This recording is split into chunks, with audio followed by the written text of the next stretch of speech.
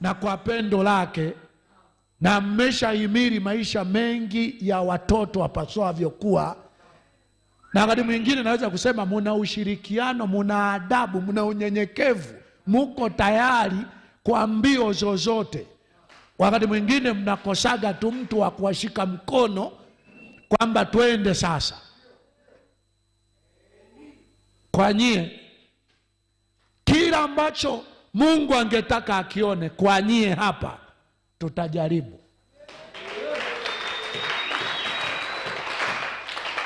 Yaani katika siku tutakazoishi tutajaribu. Sijajua kama itakupa kusema lakini nitashiriki siku nyingine, lakini nataka nikwambie Ijumaa tutaanza saa 1. Tutaimba na kuomba mpaka saa 4 usiku. Mpaka saa 4 usiku. Yaani Jumatano saa 6 mpaka saa 10:30. Ijumaa tutaanza saa 1 mpaka saa 4:30. Kwanza najaribu kwenda na mazingira pia, hata wananchi hapa tusiwapigishe kelele usiku mwingi sana. Kwa hiyo walau saa 1 mpaka saa 4 Ijumaa. Haijalishi ni watatu, ni wawili, ni watano, vyombo vinapigwa, tunaimba, tunaomba, tunaimba, tunaomba. Hiyo ni wherever you are, popote utakapokuwa. Wa kwenye matawi wakiona wawe wanashiriki sehemu ya tunachokifanya hapa, wawe wanaonekana pale, tunasema amina, karibu. Wawe wanaendelea kushiriki tunachokifanya hapa. Wakiweza wale hususan walio na ruta, tutapenda hata kama hiki cha kutoka huku kinakatakata, kama cha kutoka huku kinakatakata, walau wawe pale, picha ziwe zinaonekana, yani picha ziwe zinaonekana, na wenyewe wawe wanaendelea. Naomba matangazo haya yaeleweke. Hayaanzi na wale ambao kazi zenu zinawalazimu kuwepo kazini muda huo. Haya matangazo yanaanza na wale ambao mnaweza mkabalance kazi zenu, zikajibalance. Ukafanya masaa fulani, masaa mengine ukasema haya nitatoa barabara kwa Mungu.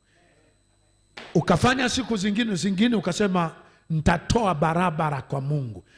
Kwa hiyo siku ya Jumatano ujue tu tunaanza saa 6 kwa sababu tuna testi zari. Kuna kitu tunakitesti. Kikikaa sawa ujue inarudi saa 4.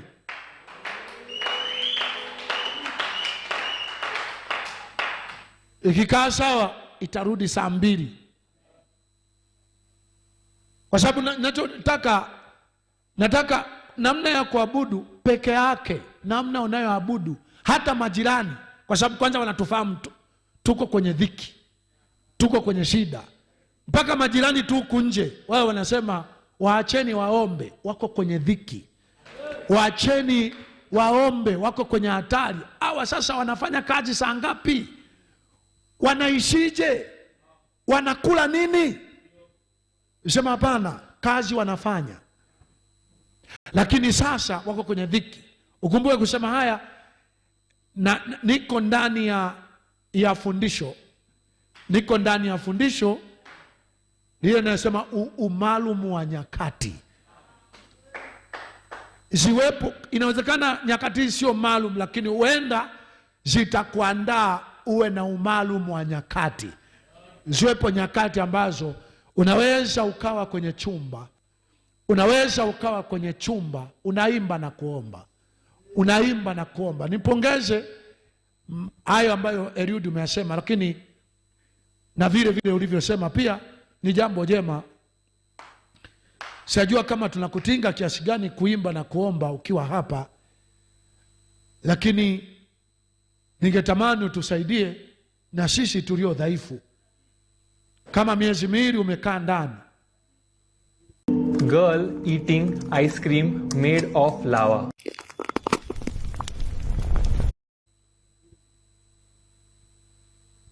Ngeweza kutusaidia na sisi tulio dhaifu.